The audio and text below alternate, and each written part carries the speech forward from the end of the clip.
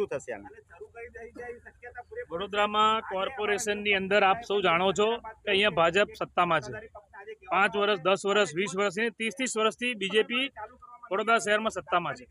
આજે વિકાસના નામે, સ્માર્ટ સિટીના નામે તમે કરોડો રૂપિયાના ખર્ચે બ્રિજ તો બનાવી દો છો અને બ્રિજ બનાવવાને એ લોકો વિકાસ કહેતા હોય છે અને બ્રિજ બનાવવાનું કારણ ટ્રાફિકનું ભારણ ઓછું કરવાનું હોય છે.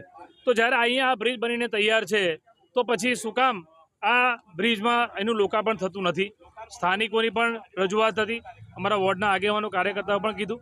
એટલે અમે ને અમારા વિપક્ષના નેતા, અમારા કોંગ્રેસના કાર્યકર્તાઓ ભેગા થઈને એ નિરીક્ષણ કર્યું છે. બધા સ્થાનિકો પણ કહે છે કે બ્રિજ બનીને તૈયાર છે. વચ્ચે તો વાહન વ્યવહાર પણ શરૂ થઈ ગયો હતો.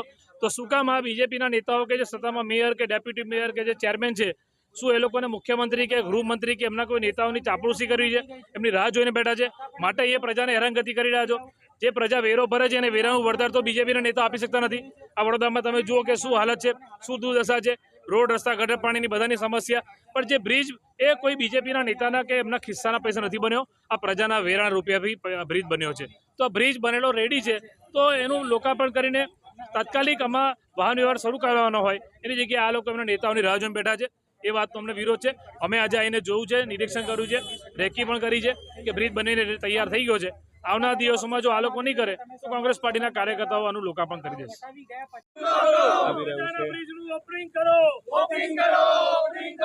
પ્રજાના પૈસા લૂંટવાનું બંધ કરો.